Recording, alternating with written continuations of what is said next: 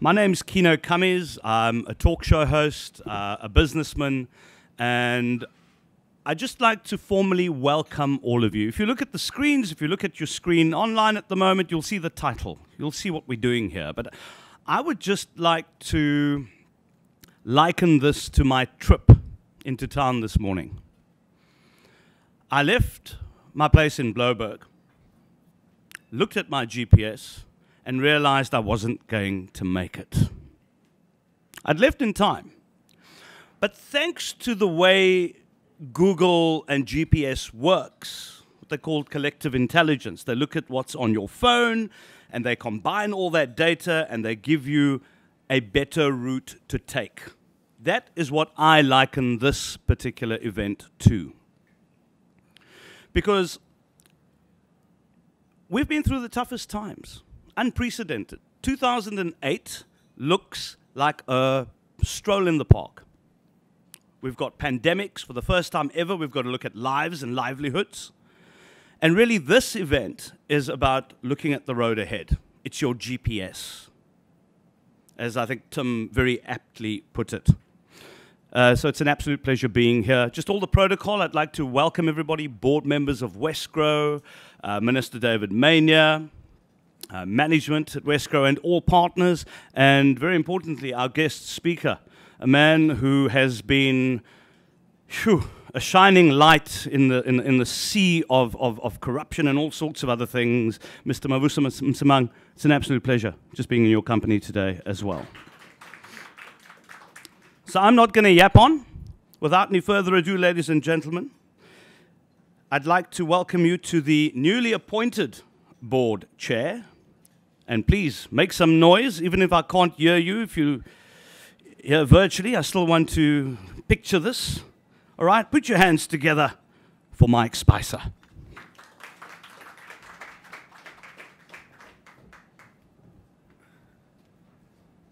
Thanks very much indeed, Kino, a great friend of Wesgro and a great friend of economic growth and opportunity in the Western Cape. This is an important day in the Wesgro calendar.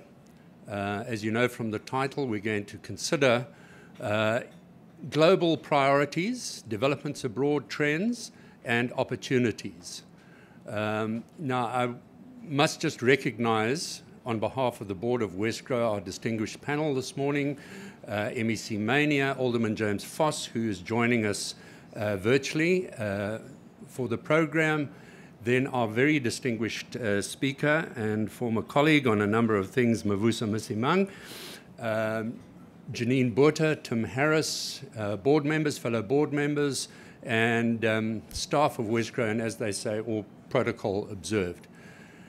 I think Kino has correctly characterized this in terms of his drive in, but let me use another little adage to characterize what we're about this morning: in adversity, opportunity. We've been through a lot. We are going to go through a lot, we know, although there are some very interesting developments that Janine will set out for us. But Wesgro, which is this very curious body that brings together the city, the province, the business community, and unusually looks not only at trade and investment promotion, but also tourism and film promotion, a number of related activities, is well situated and has done some remarkable things since the impact of the COVID pandemic. It's adapted, it's innovated, and it's collaborated. And that model has served it well. Its results for last year were frankly phenomenal under the circumstances. And we look forward to working with our partners and with the business community to doing that same phenomenal work in the year ahead. So without further ado, and perhaps I should just add one little further thing. If you have been following your media closely, you will have seen that the national government is giving some consideration to the Wesgro model, thinking of bringing together Brand South Africa, South African tourism, and the, what's the body, Kino, that does trade promotion? Invest SA. So that is very much the Wesgro model. I think that's quite interesting. So without further ado, I will let Kino run the program, and he is going to be strict, as he has said, because it is a long agenda, but I think it's a very interesting agenda. So welcome, everybody. I look forward to it.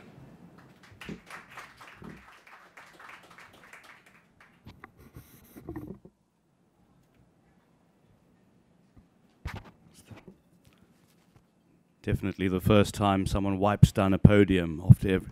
Times are strange, ladies and gentlemen, really strange. And you're all right, Chair. I like calling you that, Mike.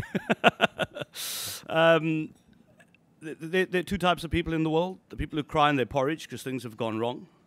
And those who cry in their porridge and then go up, hey, this is not going to help me. We need to get up, pull ourselves up, and start redesigning the future that we all need to see at the end of the day. So it's an absolute pleasure. When I looked at the list, I realized, hey, James Force is going to be there. I talk to him all the time. But, you know, being the maverick that he is, he's decided to join us digitally. So, ladies and gentlemen, without any further ado, I'm going to hand you over to Alderman James Force. He's the MACO member for Economic Opportunities and Asset Management. He's going to be talking about building back better, economic growth and innovation. And he has been one of the busiest people that I have... I'm smiling because I just see the Deputy Speaker here. I did not greet her earlier. Beverly Schaefer, absolute pleasure seeing you as well. And that's just my ADD creeping in, so forgive that. So building back better, economic growth and innovation. And this is a man who's taken it by the scruff of the neck, and he runs, and he runs, and he runs. And I'll shut up, and I'm going to hand over to him to tell you more about how much running he's been doing. James Force, ladies and gentlemen.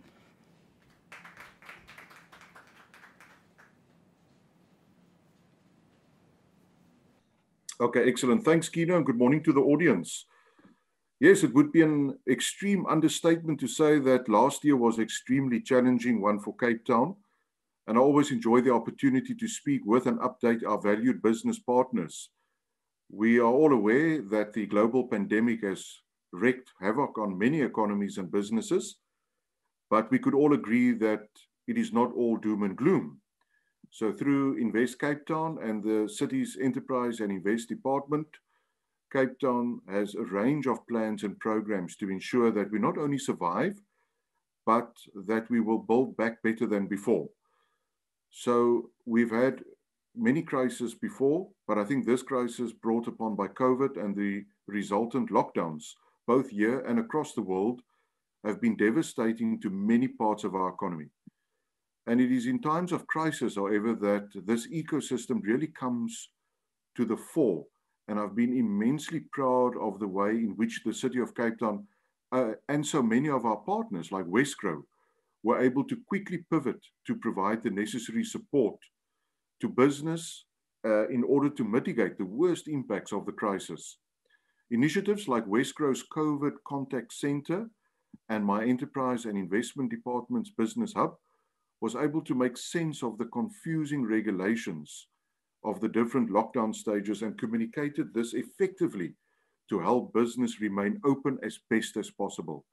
For example, our Business Hub dealt with over 2,500 inquiries last year, 98% of which were resolved within 2 days.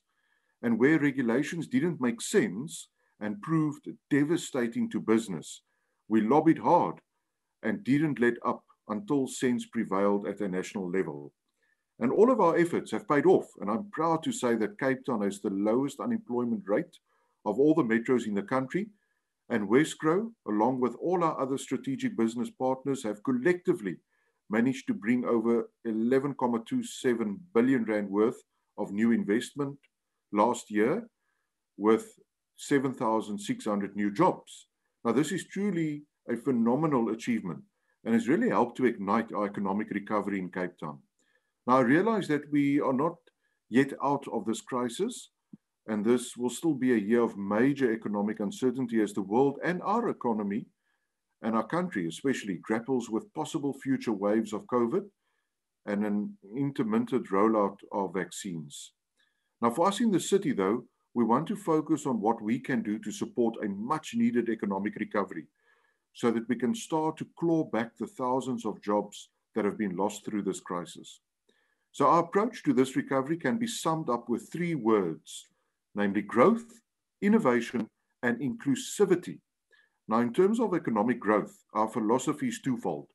We want to provide as much support as possible to those economic sectors that show the best promise of driving demand in our economy, while at the same time helping those sectors who have been hardest hit during this crisis. Now, in terms of the sectors that are currently showing the most promise, these range from the manufacturing sectors of agro-processing, boat building and marine services, clothing and textiles, and the clean tech sector through the services sector such as the creative industries, health tech, digitech, and the high-performing business process outsourcing sector. Now, there's immense potential in all of these sectors, and they have all shown strong growth over the past year, despite the challenging COVID conditions. Now, one example of this is the BPO sector, your call centers, which managed to create over 4,000 new jobs last year, serving the international market. Now, as the City of Cape Town, we will continue to support our strategic business partner called Cape BPO, who is doing a phenomenal job at working with companies in this sector to attract more international contracts to Cape Town.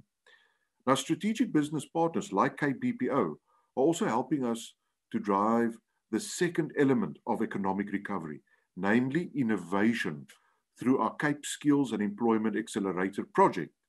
Now, this project, which we are running in partnership with the National Skills Fund, will see over 3,000 people trained for the call center sector over the next 3 years, thereby ensuring there's a strong skills pipeline in place to support the anticipated demand of this industry. Now, we are employing the same model in the clothing and textile industry, working with another of our strategic business partners called the Craft and Design Institute, while the Cape Clothing and Textile Cluster is helping us drive supplier development initiatives in this industry.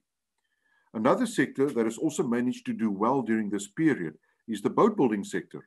And we are very proud to be founding partners, along with the V&A Waterfront, of a new strategic business partner in the form of Blue Cape that will continue to drive new waves of success for this sector.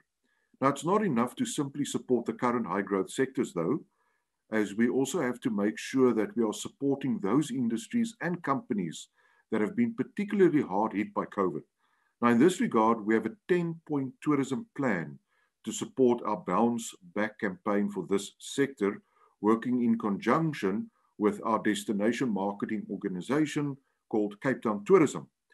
This is also done in alignment with Wesgro's tourism plans for the province as a whole, so that we can really ensure that we are maximizing our resources and effort at driving the recovery of this vital, important sector.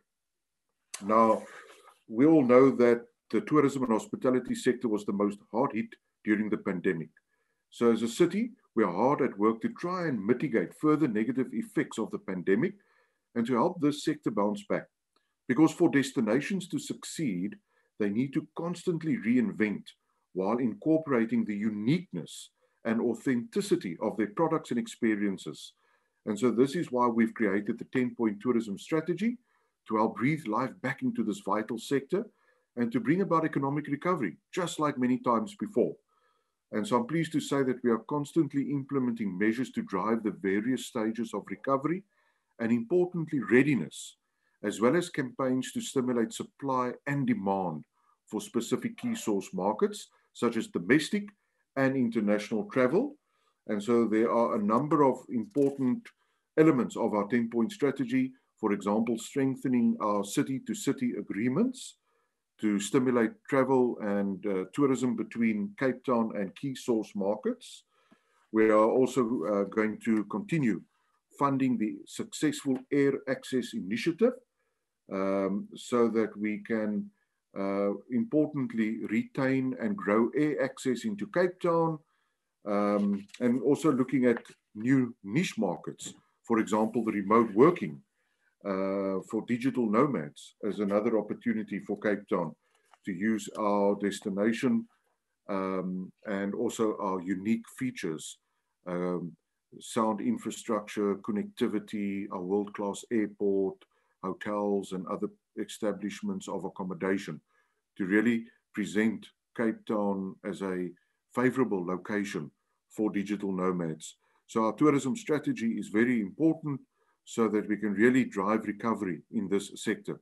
We've also partnered up with Productivity SA on a project to identify and provide technical support to those businesses in financial distress. And so, as you would know, we've been really looking at those manufacturing sectors because they're key in terms of developing and producing Cape Town products that we can export to the world. And so it's an important program to really put the pieces back together for struggling businesses so that we can increase their productivity and output. We've also been taking our services on the road with our new mobile business hub so that we can provide as much support as possible to small businesses through Cape Town. And also the Enterprise and Investment Department has launched our business retention and expansion program last year, and we'll be rolling out this systematically to each of our industrial areas, having just completed our first one in Atlantis. And so it's an important link with the new Atlantis Special Economic Zone so that we can really boost green tech manufacturing in Atlantis because of its close proximity to the harbor, airport, and other industrial areas, so that it becomes an important catalyst for green tech manufacturing to happen in Cape Town for the local and international market. And so this program really seeks to identify rather specific issues in each of these areas that can be addressed in order to create a more conducive environment for our manufacturing businesses. So in addition to these activities and programs, the Enterprise and Investment Department will also be launching our new Jobs Connect program next month, which aims to connect over 3,000 work seekers with job opportunities in the private sector, along with work readiness training. So it's really important that we change the economic geography of Cape Town and really create more economic opportunities. So there you have it. It's a snapshot of our economic plan. And so what can you really expect in the future, if I can summarize? 1, revitalization of our commercial nodes. 2, localization campaign so that we can focus on proudly Cape Town products for world markets. Our tourism bounce back strategy. Our support for high growth sectors to absorb some of the unemployed. And then importantly, number 5, retaining program for retrenched workers in the tourism and hospitality sector. Number 6, a business retention program. Number 7, a business rescue program. And then lastly, number 8, with our integrated economic growth strategy, the Department of Enterprise and Investment will be developing programs and activities to drive economic recovery and readiness. So Kino, it's really about working with our key business partners such as Wesgro, Green Cape, and the many others to drive demand in those key sectors. And so it's really important for us to work with these business partners so that we can drive exports of our products and at the same time attract more investment. And that's why Air Access, Cruise, Cape Town, the Cape Health Tech Park, and many others are very important so that we can drive recovery and readiness in those sectors that can put us on the world stage. And so I look forward to working with all of you on this very extremely important task. We dare not fail because looking to the future, the team and I are working full steam ahead on Cape Town's economic readiness because with the right plans, which are proven to work, I'm confident that we will be able to attract the investment we need, not only to survive, but to thrive. And so thank you for the opportunity to present the City of Cape Town's economic priorities and also some of our plans and programs, which we are very keen to drive with success this coming year. Thank you. Thank you very much, James. Alderman James Force there, ladies and gentlemen. Thank you very much for just being with us this morning. Another person that, I gave him sticks on air when he first started. I gave him a lot of sticks because I was saying, hey, when is this new Minister of Finance, Economic Opportunities and Tourism actually going to talk to me? But the thing a lot of people have come to learn about Minister David Mania is that he doesn't just open up his mouth and say things, he considers. Now, I believe that's what you were doing, David, at the time.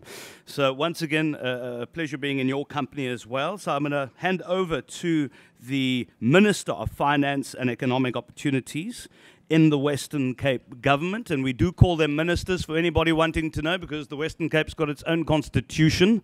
So that debate will end right there. Please put your hands together for Minister David Mainyo.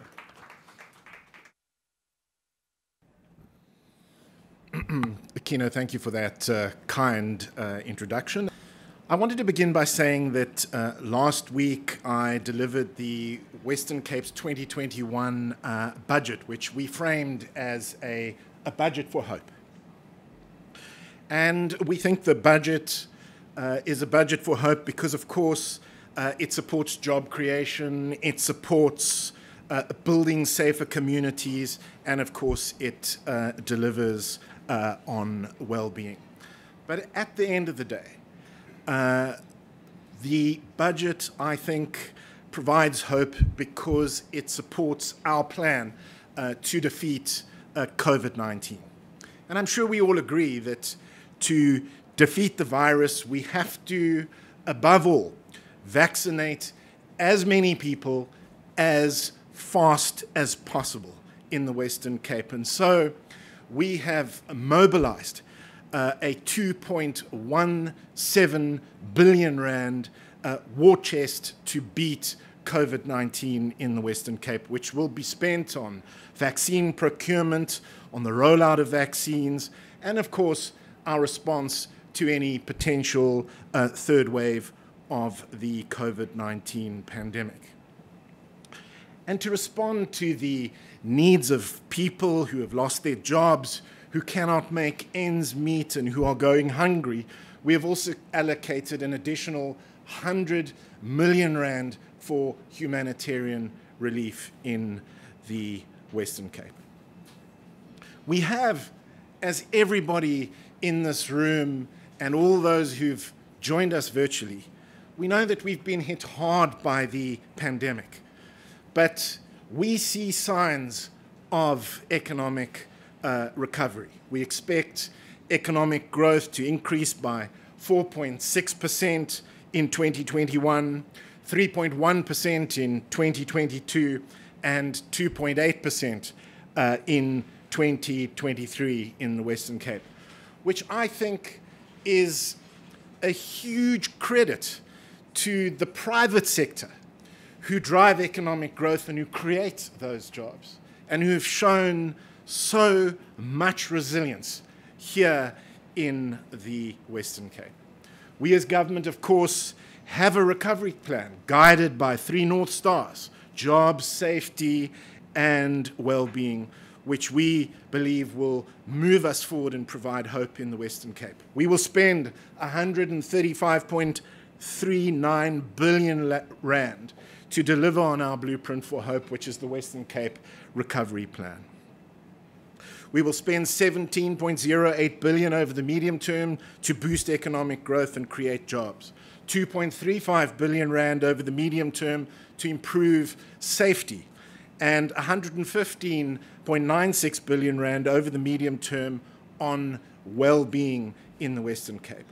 Our plan for jobs is to create an enabling environment for the private sector to drive economic growth and create jobs, which we plan to do by accelerating the ease of doing business, boosting private sector investment and promoting exports, increasing spending on infrastructure, scaling up work opportunities, and of course, ensuring economic resilience.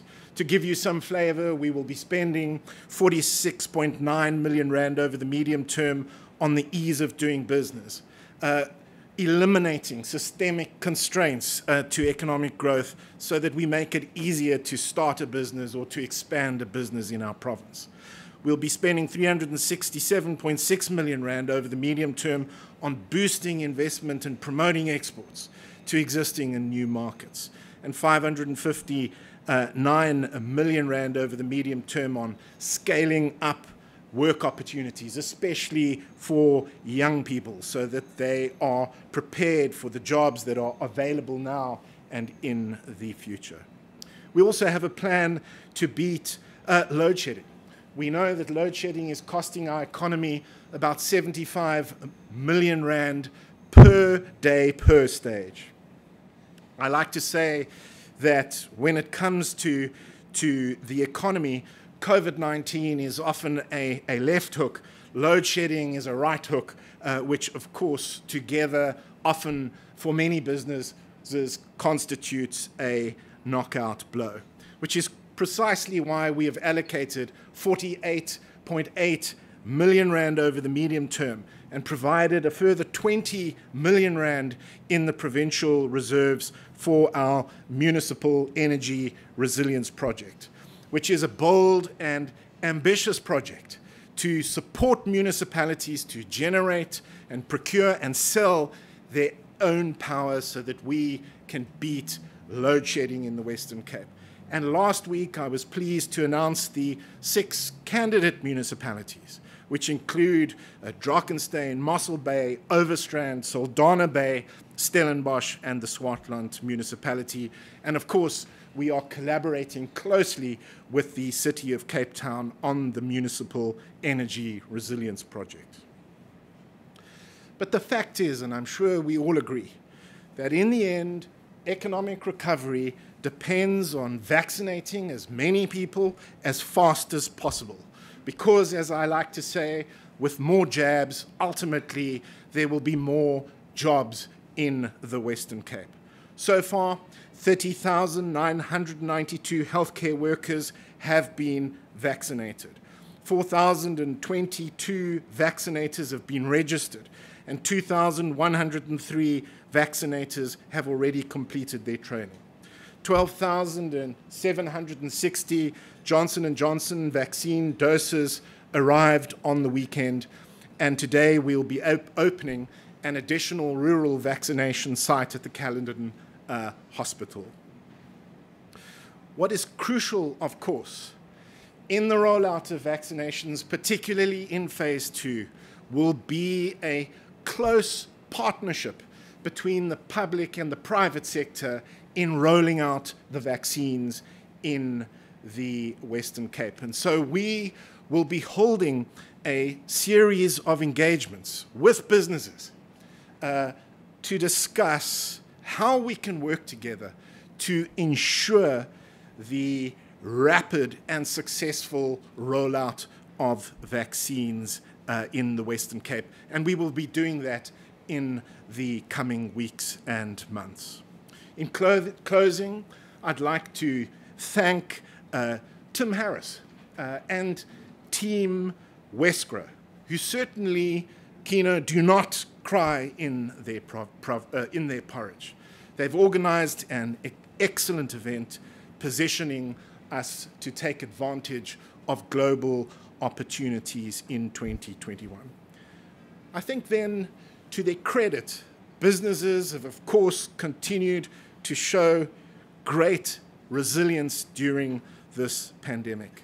And we will continue to work together with the private sector to position the Western Cape as a globally competitive business destination, which, of course, in the end, is how we will get the job done and how we will provide hope in the Western Cape. Thank you.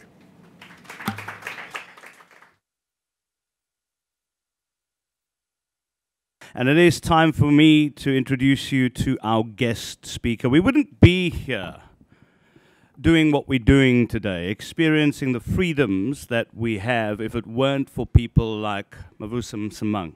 So I just want to acknowledge that first and foremost. You gave your life to making this country what it is. Yes, we've got challenges, but you're there at the forefront. You're part of the spearhead when it comes to fighting corruption. So once again, it's just great being here with you. This is a gentleman who's got extensive experience in transforming institutions.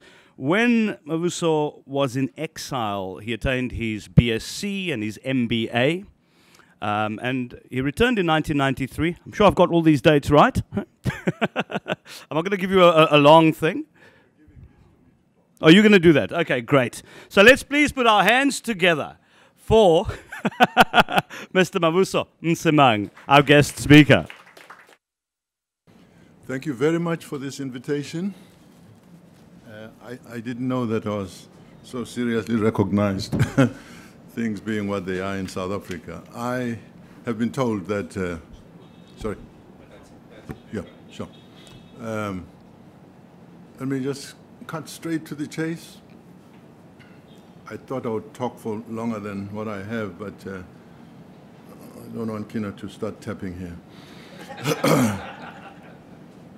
You know, I would like to think that the average South African recognizes that we are a nation in crisis. Politically, socially, and economically, we are heading towards the edge. That's just our reality. I propose that before I finish my remarks, I ask that we recognize that individually and collectively, we have the ability to do something that might help us stop the surge to the edge. I really want to talk very briefly about the future that we cherish. Martin Luther said, what did he say? Our lives begin to end the day we become silent about things that matter. Then somebody else I don't know wrote, the best way of predicting the future is by creating it. You know, 369 years ago, Jan van Riebeeck arrived in this place, and it's a city that has since become, for seven consecutive years, the Telegraph voted Cape Town the best city in the world. That was in their 2019 awards.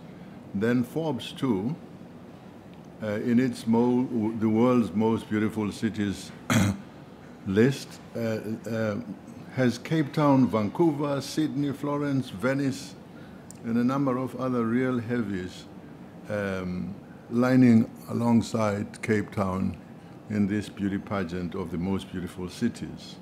So congratulations to the people who have made that happen. They are here or listening. Really, congratulations. And to complete the compliment, perhaps one does need to say that the Golden Route is also recognized as one of the top tourism attractions in South Africa. These things don't just happen. Somebody has to work hard to achieve them. There is a little sting in the tail. Cape Town is also the 8th most violent city in the world. So this is the legacy that's been given to us by those who came before us. But it's a matter that we will have to deal with. 1910, the British Parliament allows South Africa to be a union of South Africa, frees it from colonialism. We rank along the Philippines as the longest colonized country on earth, you know. But of course, that 1910 affair excluded the likes of Mavuso Nsimang with Negroid features, you know. Then came the most heinous, the most inhumane, the most cruel system of government, apartheid, in 1948.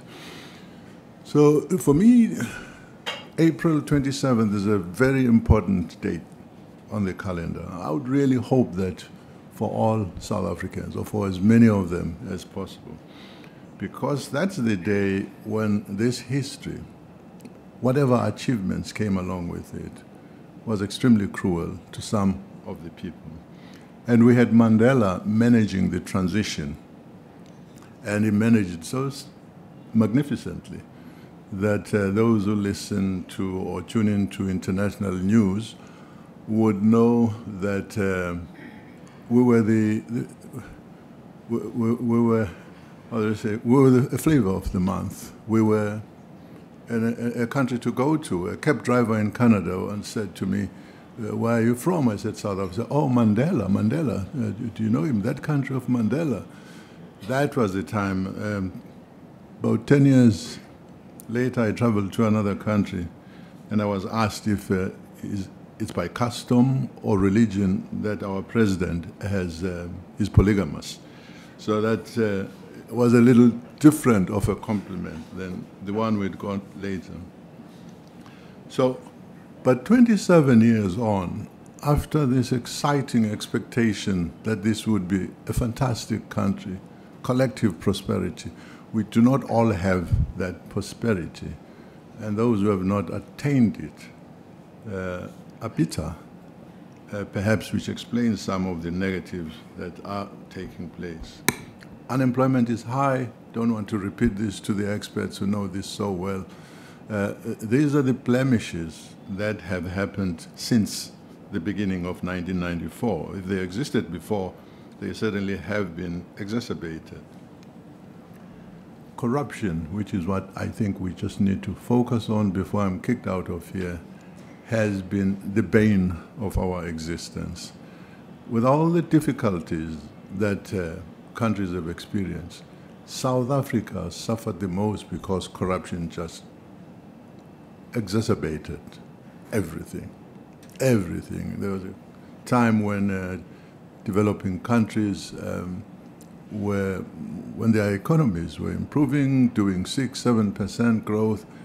It wasn't happening here for a number of reasons, but mainly, really, because of the corruption. We are facing a collective crisis. It is the crisis of the ANC, the party to which I belong. Because they happen to be the governing party, their crisis becomes a national crisis. When people who are in governance are unable to keep their house in order, you get very disturbing, discordant voices that threaten, that keep everybody, whether they are ANC or not, on tenterhooks. I just mentioned a few things that should not have been. Lately, Jacob Zuma was asked to go to the Zondo Commission, and he said he wasn't going to do it. He is protected, such as it can be called, by people who are in uniform, and that's a militia. This is actually quite egregious. It's against the Constitution, it's against democracy, it's against the best values that we aspire for. Two, I sometimes think that if Battalion 32 would decide also to don their uniforms, they might cause a little more trouble than those people sitting there with big stomachs outside the place, the homestead in Nkandla. But they would have a right to do that if others do have. The party in governance has not been able to stop this thing and is getting to a point where it's constituting a crisis. It says it will defend its friend Zuma if anybody should want to take him to court or anywhere else. We have a right to belong to the organizations, democratic rights to the parties that we choose. It's a right that we exercise mostly once in every 5 years when we go to vote. I think we should look at doing additionally something else. Some of us, since I'm known a little bit here, have campaigned to get the leadership of the ANC to come to its senses, because it is in government and it isn't quite able to come to its senses. The last line of defense for this nation are the citizens. We need to go to the people, all of us, not ANC, not anyone, every South African who can, and say to them, demand accountability. Let's not allow people to use our institutions, such as Parliament. It's a public institution. Allow people who are corrupt or we've got cases to answer to do that. But I think the media, which has been marvelously independent, really seriously so, must be grateful for that. Never mind what Mr. Kloppe does. So my plea is that we find a way of working collectively, using media, social media in particular, to say at all levels, those who are in public office must be accountable. Whether it's municipalities, I almost applied for a visa coming here. This place is a little different from others. Congratulations. So, you know, I mean, you've got a place, a big dam called the Vaal Dam. There are crazy things floating there simply because people in the municipality are not maintaining sewage systems. The Hartbeespoort Dam, those who are in tourism will know what a beautiful dam it was. Functionally, of course, it services the farmers in the area, but it was such an attraction, investment site, and all of that. It's become home to hyacinths. I mean, you can hardly see the water even behind these things.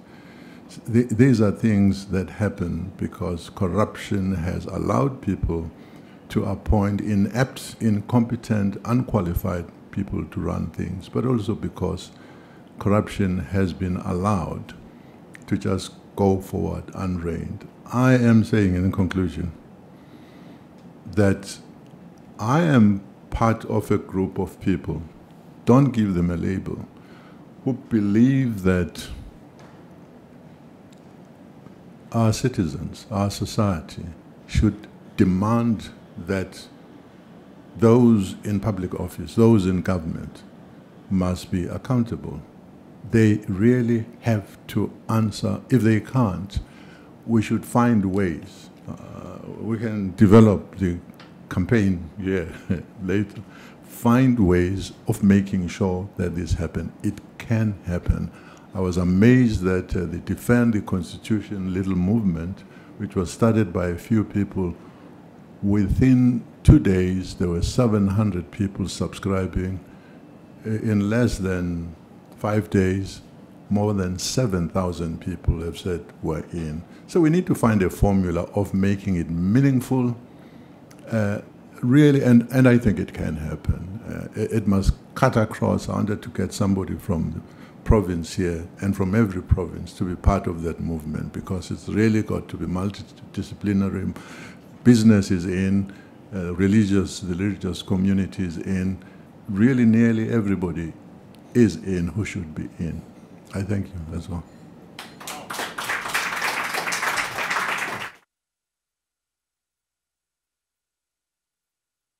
I am told, Mr. Msimang, that there is a waiver program, a visa waiver program for you and you alone to the Western Cape. I think the Minister, can I confirm that? Yeah, absolutely. Wonderful stuff. Wow, awe-inspiring. We can just give Mr. Msimang one more warm bit of applause. Thank you very much. Now it is time for us to deal with the numbers, with the substantive facts, because you can't, make decisions if you don't have substantive facts. And there were some people over 2 terms who did that, but we won't talk about that. So without any further ado, ladies and gentlemen, please put your hands together for Janine Buerta, the Chief Research Officer at Wesgro, and we'll be looking at the global analysis. Thank you very much. Okay. Very good morning to you all, and thank you, Mr. Msimang, for that very insightful and inspiring thoughts that you did share with us as well, so appreciated. A very good morning to you all. Minister Mania, Alderman Foss, digitally, Chair Spicer, fellow Wesgro colleagues, distinguished guests, thank you for the opportunity to share some thoughts in terms of what lies ahead for both the Western Cape and South Africa as well. in the coming quarters, and how we can navigate this new world and this new order that we are certainly facing as well, though. So I just want to start by... Just bear with me for a sec. From a seemingly perplexing case of pneumonia in late 2019 to 1 million global cases by April 2020, to 3 million global cases by the end of April 2020, to 124 million cases as of yesterday, globally, registered known cases. And with that, deaths of about 2.729 million globally, and the US certainly the lead, the lead runner in both in terms of confirmed cases as well as death levels as well. That said, they are certainly making tremendous headway in terms of the vaccination progress, and that must be said, which is very encouraging as well. But last year, when it broke in March, unprecedented and extremely widespread in terms of the impact and the uncertainty. One of the key indicators were global stock markets. We saw sharp drop-offs. We saw incredible volatility.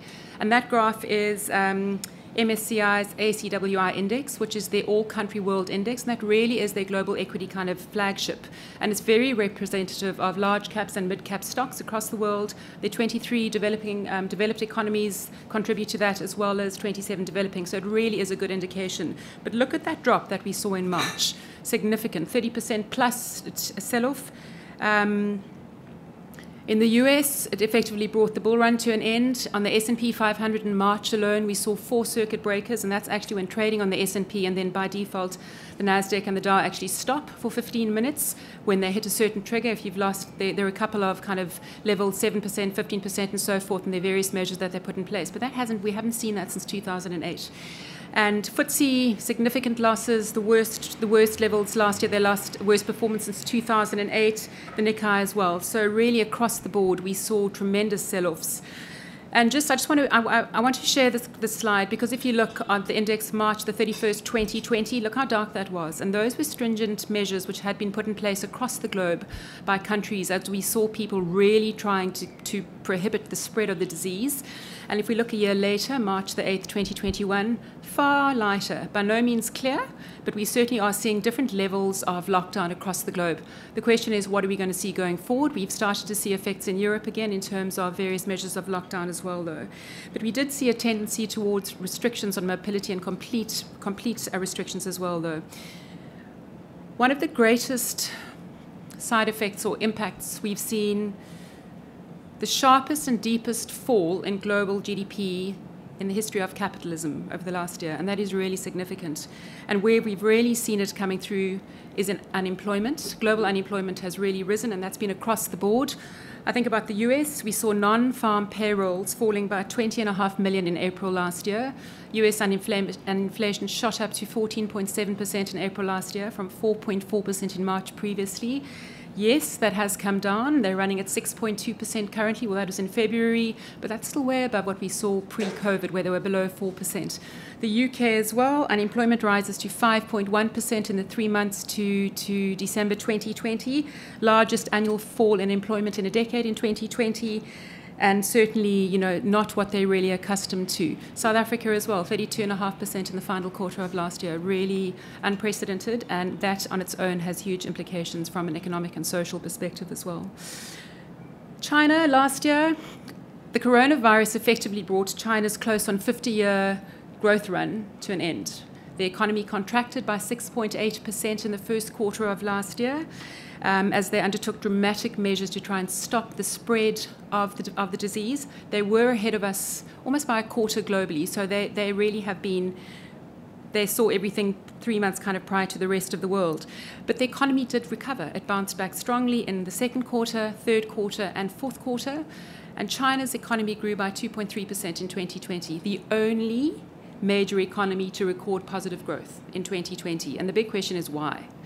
And they certainly tackled it very differently. But Beijing there was a definite call that the industries and factories would be up and running by April, and they were. And they kept the interest rates high.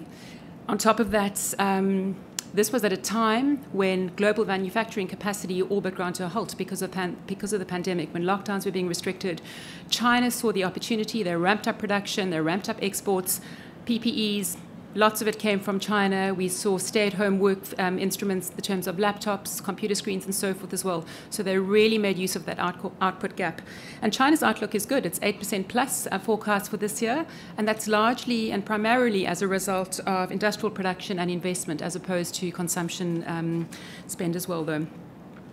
The next two slides I want to share, this is where we were all in 2019, pre-COVID, relatively pretty in terms of it being green. The red dictates less than negative 3%. The orange is -3 to 0. So by and large, the green shows positive growth and varying degrees thereof. The following slide was last year. Economic devastation on an unprecedented and global scale. And I don't think we should underestimate that. And people say, COVID, it's coming, it's still here. But the extent of the damage has been enormous. But that also presents opportunity, and that's certainly what we have seen. But before I get to that, what I wanted to say was, if we look at the years leading up to 2020, look at that sharp fall in mid-2020. And certainly by June last year, the IMF had downwardly revised global economic growth to close on a contraction of 5%. And that was in June. In April, this was 1.9% lower, percentage points lower, worse, i.e., than what they had said in April. So it had become very apparent that COVID-19 had had a far greater negative impact than anyone had actually anticipated at the onset of the year. But the part I want to focus on is that in the red lines. By September, we were certainly seeing signs of an economic recovery across the globe. And there was an evidence of stronger and faster recoveries in a number of countries. We looked at the US unemployment. It's important because it's such a large economy, and the global economy fell sooner and faster than anyone had anticipated. Their GDP bounced back in Q3 after a historically negative quarter in Q2, and they recorded growth in the final quarter as well. Yes, their economy contracted by 3.2% last year, but that momentum they saw at the end of last year is expected to continue. The same with the UK. The UK, significant contraction. The UK suffers biggest contraction in 3 centuries. They make reference to the big frost, which is way before any of us. So the big frost was the last one that certainly set them aside as this did. But we saw in the last quarter of 2020, they recorded positive growth as well, though. So we were seeing an uptick in activity across the globe, but by varying degrees. Why? Policy responses? Certainly. We've seen tremendous fiscal stimulus packages. Just the top of my mind, I think about the US, which prior to the 1.9 trillion economic recovery plan that has recently been passed, there was a 900 billion in December last year. President Trump had certainly approved significant stimulus packages as well. So that was just the US. We've seen tremendous packages in other parts of the economies, global economies as well. And certainly the feeling of hope again that an economic recovery we could get back as we saw progress with vaccinations as well. So those were the two big factors. But the big question now is, what is the shape of the recovery going to be? And that's critical as well, though. Are we going to see a V, a W, a Z, a L, a U? And there's a growing consensus that it's going to be K-shaped. And K-shaped is good for some sectors of the economy and less so for others.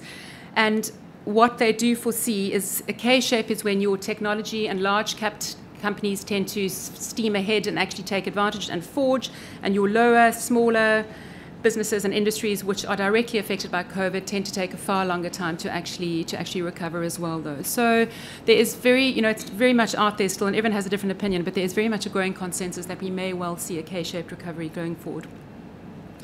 This is just a really good slide because it actually does bring hope. It shows high-frequency data. We saw that uptick again in various sectors of the economy. We saw a rebound in goods, trades, and industrial production towards the end of the year as well. But we are going to see this in different sectors and different countries. It's going to be at different paces, the recovery. Another slide of hope. It's important to have the hope, to focus on the positives. We look at that first dotted line, the start of the pandemic, and that's what I referred to global stock markets, how we all saw tremendous volatility and sharp falls. And look how they have recovered, and that, by and large, has recovered.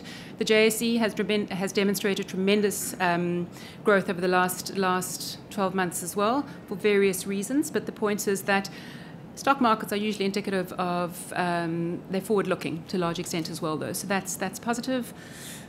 Oil, we saw unprecedented developments in oil last year. In April, we saw some American oil futures go negative on supply concerns, and for the first time in a very long time, there were large container ships parked offshore with nowhere to go, full of oil. There was an oversupply of oil. But things have changed. Gold passed $2,000 an ounce in August last year. We've seen other commodities have certainly rebounded as well. Oil has come back. Oil traded at, I think, $62 average for February, and it's about $68 today. So commodities have certainly bounced back. And the outlook for oil is really, it reflects expectations of continued demand, rising oil demand, as a result of the progress we're seeing in terms of vaccination and the global economic recovery as well. The next slide just demonstrates commodities, what we have seen. And certainly there's all this chatter again about are we going to see a new commodity supercycle? And is it going to be driven by stimulus spending, as we've said, Chinese growth, and growth in the East in particular? Chinese demand is right back up to where it was pre-COVID.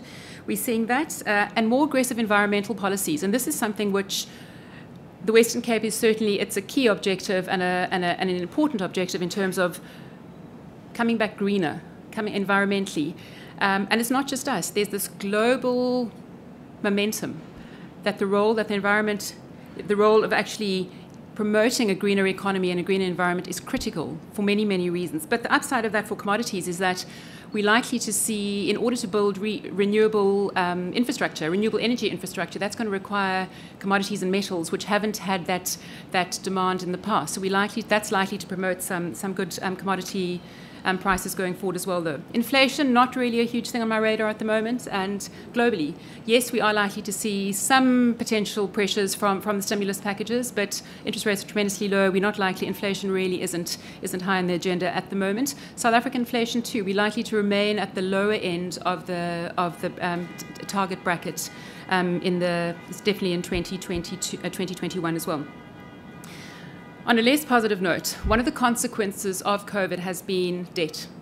And I think we all know the situation we as South Africa find ourselves in, but it's not just us, it's not unique to us. It certainly is. Debt is very costly, and it's an expensive exercise, but a necessary liability for emerging market and developing economies. And we have seen a sharp uptick in debt post-2010. And over the past 12 months, fiscal authorities have spent copious amounts to defend their economies and their people. But that has come at an exceptional price. And the financial and the fiscal implications of that have been severe. And it's not just us. It's across, in particular, emerging market and developing economies. And certainly that poses risks as well going forward. It's all fine now when interest rates are rock bottom. But what happens when you've got to start servicing that debt and interest rates do rise? And interest rates will rise eventually, and not in the foreseeable future. So that certainly is a negative. Kino, I know. Okay, but the good stuff now. Global growth has the forecasts are certainly very, very improved, and the IMF came out beginning of this year saying, with great uncertainty, that's the proviso, but 5.5% for global growth in 2021 and 4.2% next year, and that's certainly up from a contraction of 3.5% last year. This could be, the outlook could actually be better if we have even more progress in terms of the vaccine rollout, and additional policy support could improve the outlook. But the contrary to that is if we have a slowdown and slow progress in terms of vaccination rollouts, and a premature withdrawal of policy support and viral mutations, that is likely to be a very high-ended projection as well, though. Sorry, Janine, yes. if I may. This is important. All right, thank you. Yeah. Okay. But this is what I want to share as well, that we went from the relatively green to that sea of red, and we've gone back to a green outlook. This is positive. It's markedly better than what we had 6 months ago. So we are moving up in the right direction again. But the reality is that there's going to be divergent recovery paths. And that was an interesting one for me because we looked at a year ago, the dotted line shows China, AEs are the advanced economies, and the EMDEs are the emerging market and developing economies. Look at their trajectories that were projected in January 2020 as to what we are seeing in the solid lines for a year later as well.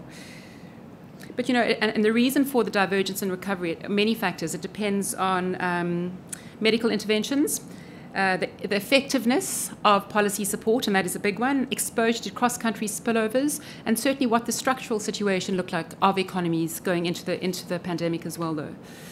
That's just a good graph to show where we're bouncing back up to and to the varying degrees. Blue is the emerging markets and developing economies. And just to make a note there, that includes the likes of China and India. So that's why we're seeing really strong growth coming through there. Global growth is depicted by the grey line, and then advanced economies, certainly positive growth as well, but not by the same measure as we're likely to see in the emerging markets as well. And that's what I've just touched on very briefly. We're seeing very strong growth coming out of emerging and developing Asia. Way ahead. And I mean, they're going back to growth levels seen prior to COVID as well. So that really is, we're seeing a number of economies bouncing back. India's got really strong growth forecast as well. Sub-Saharan Africa, second from the right, coming back, but certainly not at levels that we were accustomed to, in the early 2010, 2011 and so forth as well, though. Various challenges posed by COVID and other features as well. Just wanted to show this, what we do see. As I mentioned, India, 11.5% forecast for 2021. That's phenomenal growth. Yes, -8 last year. We're looking at China. China's likely to be higher. And we work our way down the world output 5.5, and South Africa is 2.8. That has since been kind of gone up to 3.3, but the jury's out. It ranges greatly, but we don't really go lower than 2.8 in everyone's books, but that is assuming that a lot of good things do actually happen to actually attain that. Minister Mania touched on vaccinations and the key for vaccinations, and in terms of how important it is that we actually do get these out sooner than soon. A number of countries have been phenomenal in terms of their actual vaccination rollout plans. I think about Israel. Yes, it's a small country, but they've all 100% plus have had vaccinations. We are getting there. We're certainly not a front runner in terms of the vaccination rollout in our country, but we do need the race. The only way this virus is going to be stemmed globally is if we have global population immunity. Not population, we need global population, and the only way we're going to do that is through vaccines. So time is of the essence, but what we are seeing is there is sharp divergence in accessibility and availability. And some numbers came out over the weekend. 448 million people globally have been vaccinated according to the WHO. But there's a huge disparity in terms of what percentage is actually in developed economies versus developing economies as well. And the WHO came out a couple of weeks ago and just said it's a catastrophic moral failure if we do not get developing economies vaccinated, because you're never going to address the problem then, because the virus is going to mutate, and when the vaccines do get to them, you're sitting there, they're actually ineffective as well. So really time is of the essence in actually doing this. Okay, the good stuff. South Africa, time to reset, ? We, as a nation, the onset of COVID further weakened a really vulnerable economy. It further deepened the existing economic crisis we had. We had 2 quarters of back-to-back of economic contraction.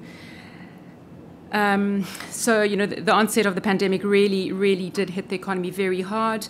And quarter 2, when we saw the hard lockdown, we saw flailing economic activity and demand, and we saw an economic contraction of close on 52% quarter on quarter. Unprecedented. And as a result, the economy contracted by 7% last year. And certainly year to date, we've had really mixed signals. We've had mining production fell by 6% year on year in January, but mining sales increased by 25% year on year in January 2021. Manufacturing production was down by just over 3%. New vehicle sales fell. And the RMB confidence, the RMB BER confidence, business confidence index, that declined to 35 in the first quarter of 2021, which is not great. And the biggest decline came through in manufacturing and new vehicle dealers. So the immediate outlook is really uncertain at the moment. And that's not even taking into account the probability of a third wave as well, though. And like we said very briefly, I'm not going to spend much time on this slide, but these are the varying forecasts for South Africa. 2.8 is the lowest. We've got Moody's is saying 4.5 for us, and we're going, yay, that's fantastic. But then look at 2021, back down to 1.1%. So the point to be made is that we are seeing positive growth is forecast for the current year as well, though. But this is based on a number of assumptions, that we have a successful vaccine rollout plan, that there is good, strong, additional external demand, and this is likely from the likes of the EU and US fiscal stimulus plans, and certainly still favourable commodity prices. And we don't see that falling off sharply in the next couple of quarters. Further planned economic reforms, these need to come through. Minister Mania spoke about the importance of reducing costs of doing business, improving the business environment, reducing red tape. Those are critical. The only way we're going to get those is through reform. We need to increase private sector investment in all spheres of our economy. The only way we need to do that is to have a policy which is actually endearing to the private sector, where they actually want to be part of the development in that as well, though.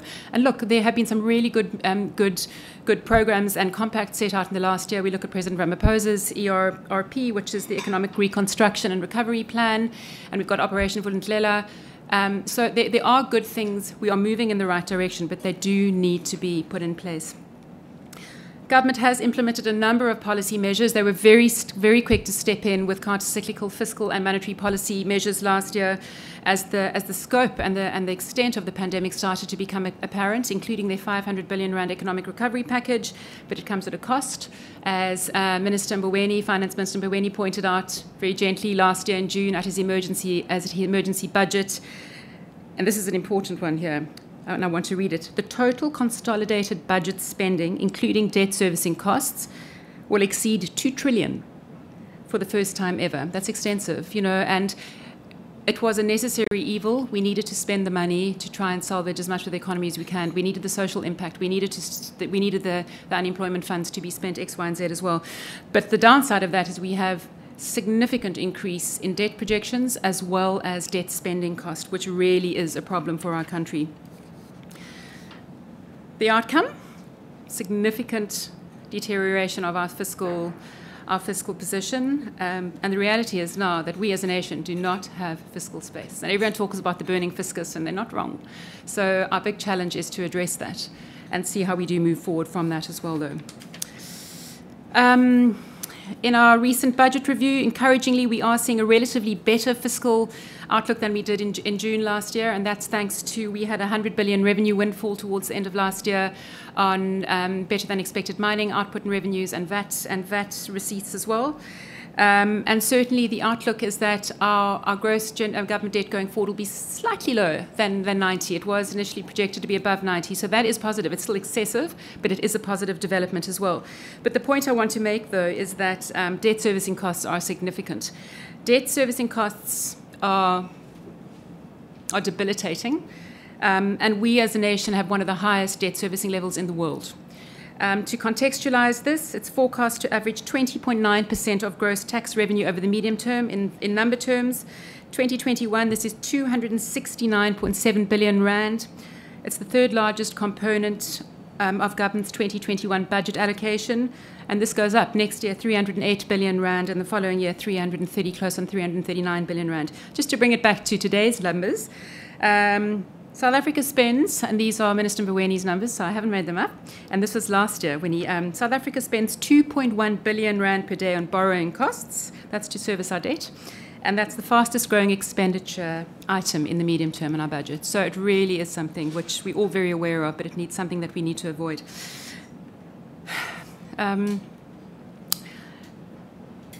In order to achieve this, there are going to be a number of sticky reforms that do need to be implemented very successfully. And there's been a lot of debate and discussion around the public sector wage freeze, as well as the limiting of transfers to state-owned enterprises as well.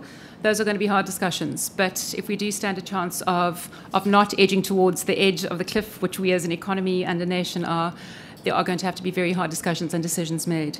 The raising of public infrastructure spending, as per the ERRP, that's positive, very positive, and the infrastructure fund is ongoing. We need to get the private sector locked in. We need to do that by improving our reforms and fast-tracking reforms as well, though. There are lots of good things going on, but the reality is that we need to have a job. We need to have an economic recovery that fosters job creation. It needs to be inclusive, and it needs to be driven by job creation as well, though. The JSE, this is the dichotomy between stock markets and our very weak economic trajectory at the moment, though. But that's not just us. It's, many of the stocks on the JSE are largely tech-driven, and in fact, a very large percentage of the stocks are tech-driven as well, though. So hence the really good performance of the JSE. I'm acutely aware of time, so here we go. The important bit. How the Western Cape can bounce back and up. Very important. But we can't take away from what we saw with COVID last year. Those are the two waves. This is a wonderful graph that was shared by the Western Cape's Department of Economic Development and Tourism. And the big question now is, what are we going to see with the third, if and when the third wave does arrive? And we've seen vaccination rollouts, but those are to a very limited group currently because of the challenge with availability. But also, I think what we need to bear in mind is that so many people have had COVID already as well. It's not to say you won't get it going forward. And this is not a medical opinion. This is just common sense. So, I think the hope is that less people will be as susceptible to it as we have seen in the past the past two waves. But the reality is that our local economy, provincial economy, was slowing going into 2020, but we did relatively better than most, with the exception of Gauteng, 1.2% growth in 2017, 0.8% in 2018, and 0.4% in 2019. So we certainly were on a downward trajectory, and so vulnerable going into 2020 as well. And not a single part of the economy was spared by agriculture, but that certainly was coming back from difficult growth in the previous couple of years as well, though. It has been widespread and across the economy. The one that I do want to share, which is of equal importance, is jobs. The jobs losses have been significant and widespread as well, and of particular importance and relevance to the Western Cape is the impact on tourism and hospitality. Look at that as a percentage. Net employment loss as a percentage of the sector, 43.1%. That's the impact of COVID. That is why it is such a key objective for the local tourism sector and other sectors of the economy to get it to be built back and come back stronger than what we had going into it as well. But on a positive note, the primary, secondary, and tertiary sectors all recorded positive growth in the last quarter of 2020. That's really good. Slightly lower than what we saw in the third quarter, but that is really positive. And I think, as we all know, the tertiary sector is the key driver of the economy in the Western Cape, and by that I say the services sector. So that's really the tertiary sector accounted for about 75% of GVA in the final quarter of 2020. So that's important. Another one is we had positive trade flows last year. We had tremendous growth in exports, which is kind of against all odds. Export growth grew by 7.3% last year in 2020 to a total of 136.797 billion, up from 127.42 billion in 2019. Imports fell significantly, largely as a reduction of our imports of crude and related products. And the trade deficit narrowed, which is really good. It narrowed down to by 41% to about 52, or just short of 60 billion. In 2020 as well, though. A lot of that was, we saw tremendous growth, as most of us know, in the agricultural export sector, agricultural and agri-processing as well, which takes me to our next slide, which, at a national level, agriculture grew by about 13.1% last year, and only one of two sectors to record positive growth last year. And the Western Cape is a strong player in the national agricultural space as well, though. And it's important for us as a province, from an employment perspective as well, and it is a large player in our agricultural export basket as well, though, and our agricultural basket as a whole. Sorry, our export basket as a whole as well, though. Tourism sector, which I do need to touch on. The local key tourism and hospitality sectors have been exceptionally hard hit. I mean, I don't need to say much about this, but it's been devastating for the local economy, and these are over and above the losses that we saw in 2020. These are, top attractions for record low visitor numbers. Just the waterfront, December on December, was down by close on 50%, and that is the one that attracts kind of the largest numbers. Other key ones were, the Table Mountain fell dramatically as well, and obviously the airport is always a good gauge in terms of feet on the ground as well, and tremendous downturn in numbers coming through. The significance of this is just I think it's really insightful for people who don't know the sector. Tourism is key. It's key in terms of economic growth and employment as well, though, which all of the slides which I've spoken about really talk to this as well, though. And this was the socio-economic contribution of tourism in South Africa in 2018. So, it's extensive in terms of the depth to which it does, both from a direct impact on our economy, but more importantly, the indirect part. And that's the one my next slide speaks to. It has an extensive reach into the economy, the tourism sector, and it's not, it's a tertiary sector with strong linkages to transport, other networks, it's consumer retail, it's financial services, and all told, it has an incredible link to an indirect effect as well there. And so that's why the impact on tourism has had such a far-reaching impact on the Western Cape, and not just the Western Cape, South Africa as a whole, and globally. That's why a large portion of the downturn economically has been tourism-driven as well, as all those measures kicked in to restrict it. Okay, this is where we're at the moment. Business confidence is fragile. It's exceptionally fragile at the moment, and in the Western Cape more so than what we're seeing in KwaZulu-Natal and Gauteng as well. And in Q1, according to the BER's latest provincial confidence index, we are sitting at 29. That came down from 43 in the previous quarter, the final quarter of 2020. So it's uncertain at the moment. It is uncertain. But this is the bit we need to focus on. How do we build back better than before? And we can. And an example which I think, if you're not aware of it, not just for the Western Cape, but for South Africa as well, India found itself in a very similar situation decades ago. High levels of unemployment, very low growth, and a social question as to how they were going to move forward. They, with commitment, extreme commitment and determination to correct their situation, look where India is today. It's got one of the highest growth levels in the world. So that certainly is a story worth reading if you're not familiar with it. Nationally, the ERRP, that's positive. It is a positive factor. It's more than we've heard in a long time. The implementation needs to happen. The Western Cape, I'm not going to touch on these. We can go through them very briefly. The Economic Recovery Plan, which Minister Mania touched on. Alderman Foss spoke about the Cape Town's Economic Action Plan, including the 10-point tourism strategy. We have a commitment provincially to improve the business environment and strengthen private sector growth and investment. That is hopefully coming at a national level as well. We're championing power generation projects and IPP purchases. We have a very strong focus on a green economy in the Western Cape, boosting infrastructure investment and facilitating job creation both nationally and provincially. And the last one is what we really need to focus on, fostering innovation and technology.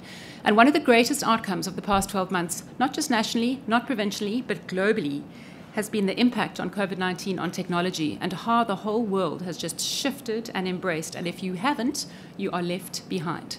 And, it's increasingly evident how digitization and innovation will reshape our post-COVID-19 world as well.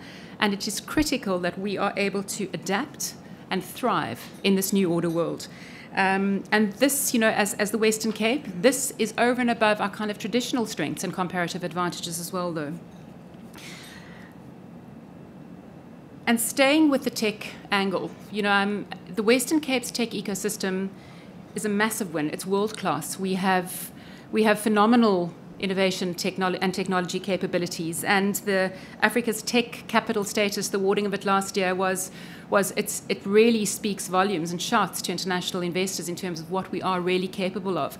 And the point I want to make here is that if we run through that list, agricultural sector and agri-processing sectors, those are good, strong, solid sectors. And those obviously have an impact on manufacturing and so forth, and that in turn has an impact on tertiary sectors which service those sectors. But look at the tech, agri-tech, fintech, health tech, e-commerce, ICT tech, BPO sectors, digital economy and innovation. We've been working hard at those sectors for years. It's not that we've all of a sudden been caught behind, we've been left behind. Those are sectors which we are well established and well learned in. And this global shift is really a step up for the Western Cape economy in terms of actually embracing that. And it certainly enhances our competitive offering to international investors as well, though.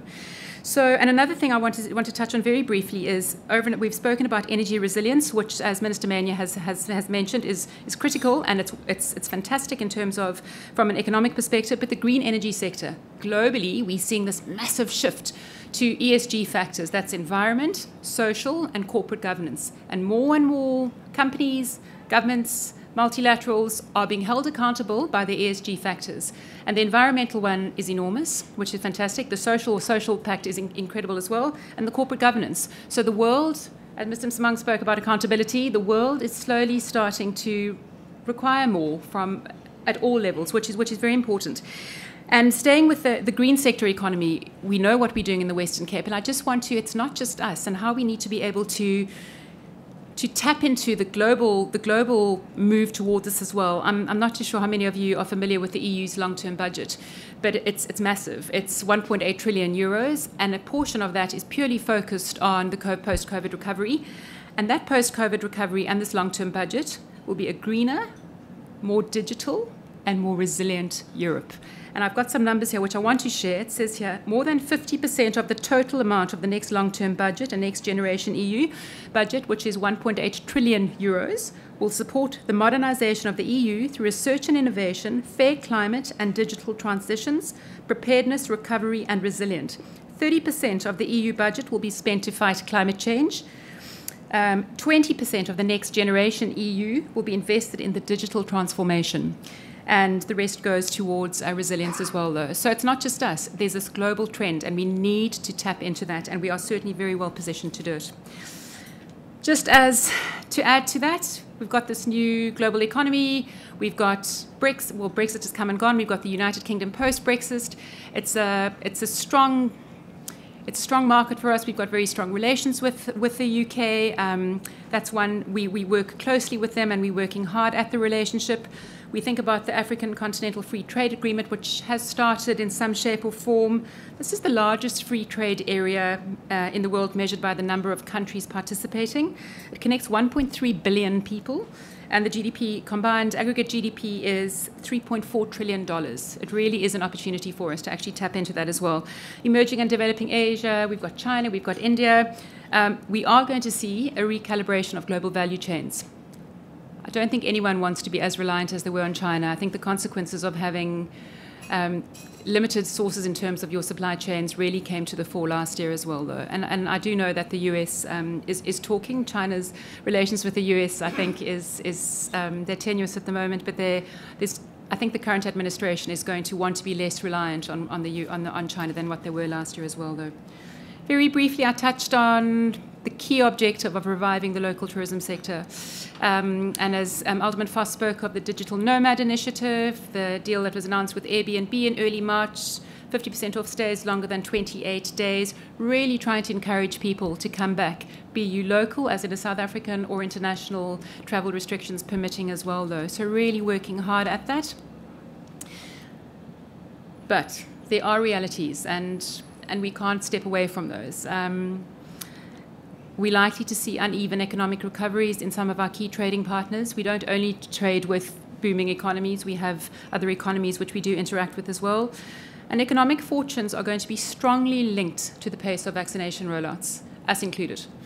So that really is something we are critically aware of, and the health risks and the economic risks posed by mutations of the virus going forward as well certainly do pose exceptional risks to us in the next couple of quarters.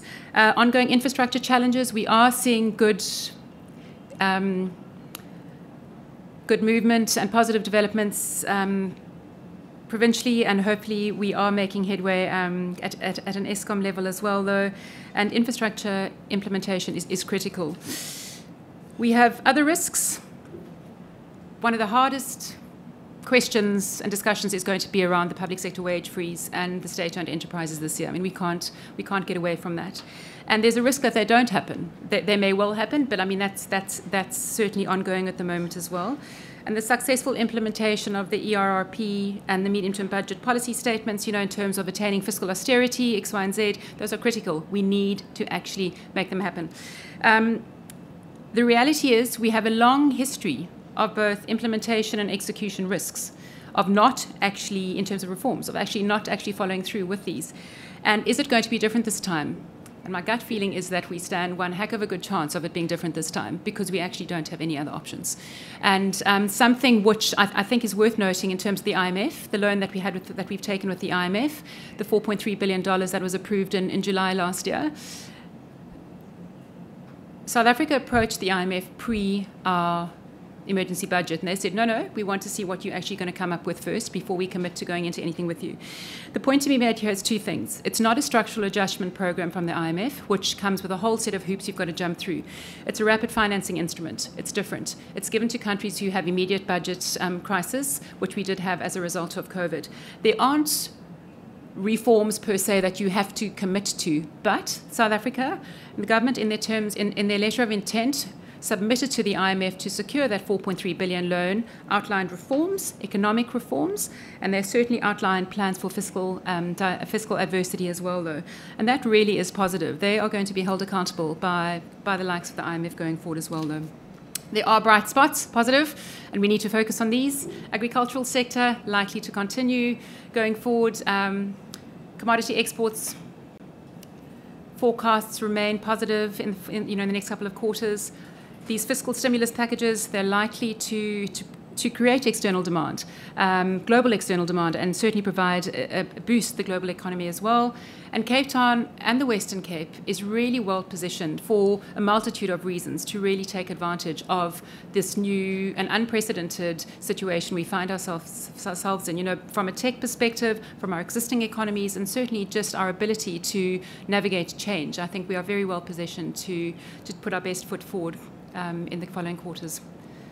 And these are just some really good, which I'm not going to stop with, but these are some good news stories that we have seen over the past 12 months, and they're important to share. Okay. I thank you all for listening.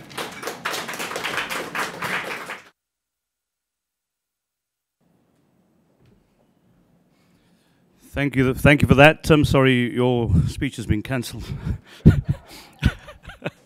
Okay, ladies and gentlemen, thank you very much. I'm going to hand over to Tim Harris, and as he makes his way here, I was just saying to Mr. Msimanga, I had a chat with Borang Mahali, the chairman of Bidvest, and he said we need to treat these times as if we're in war times. Incremental innovation isn't going to help anybody. We need to disrupt. And I look at David Green as we sit here. Sorry, David, I know you don't like being pointed out, but he's the man behind the V&A waterfront. And one of the things we should spend a lot of time on as well are how we deal with micro enterprises, because that is going to deliver the exponential growth in jobs that we need in this country. And David, I just want to say to you, well done to you and the waterfront for embracing micro enterprises the way you have. Ladies and gentlemen, without any further ado, the CEO of Wesgro, Tim Harris.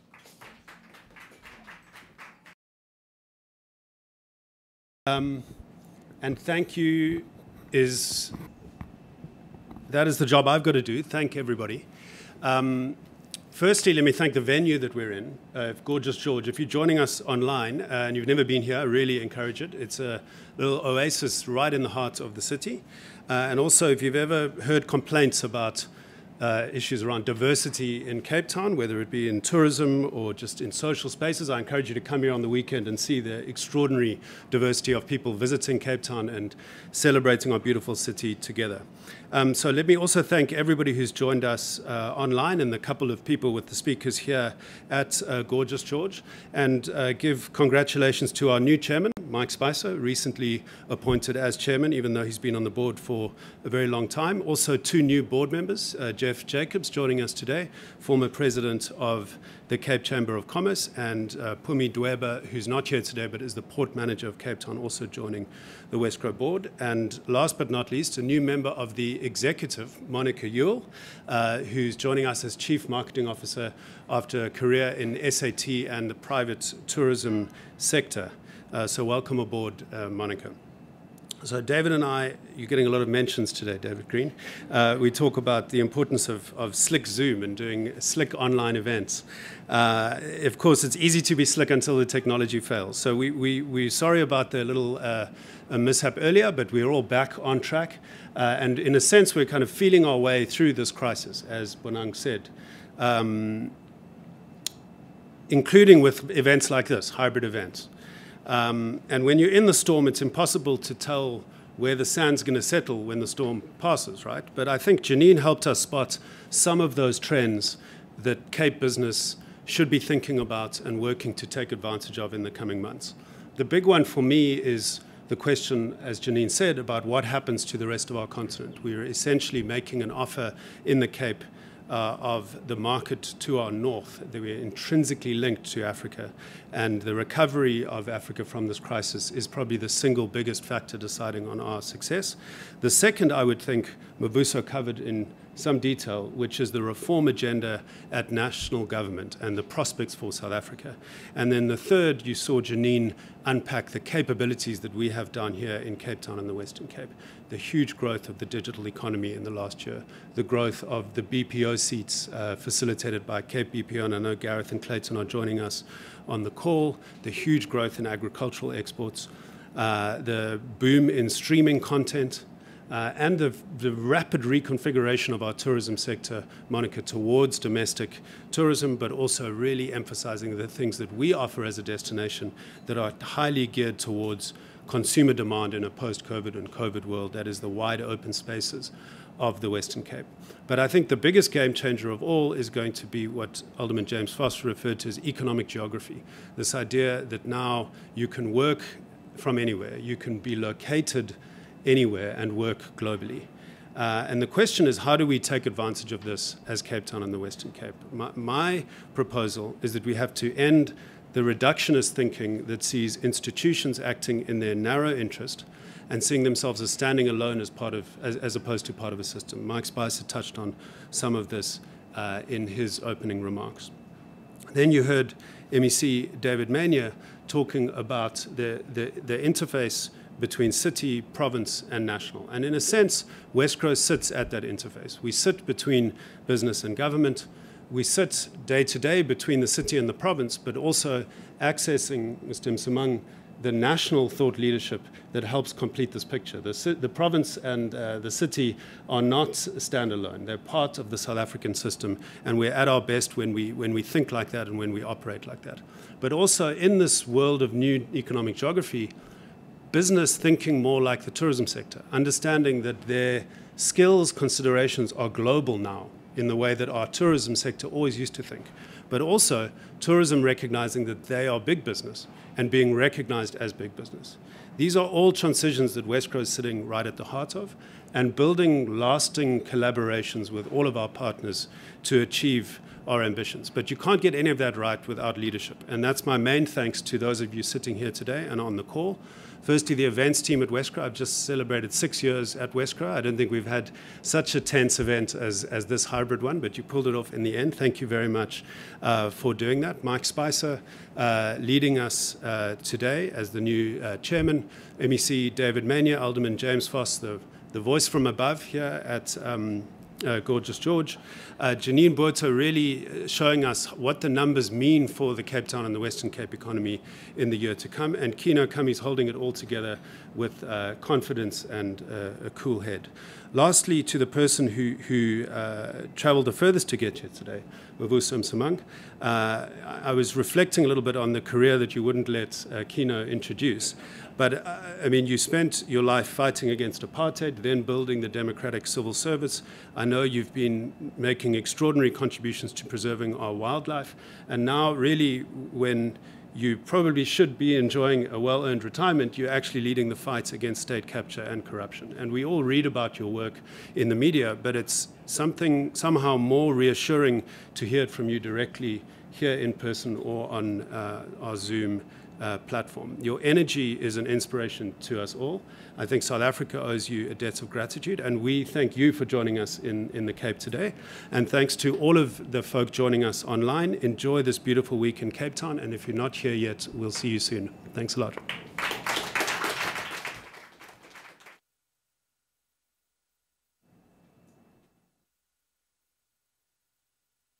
And that's it. And I want to thank everybody who was part of this phenomenal event. Eat, drink, and be merry. The building begins. Thank you. We are surrounded by the immense beauty that nature has to offer here.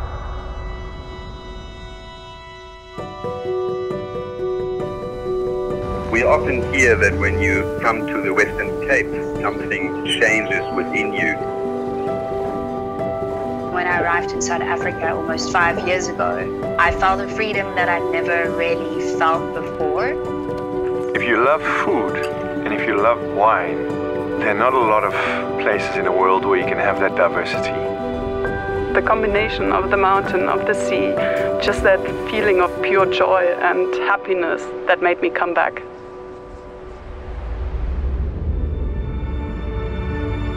You suddenly realize that there are feelings just in using your senses. Surfing does something magical to me. The fact that you can cook and eat outdoors almost every day of the year. I feel differently. I just can really enjoy and be in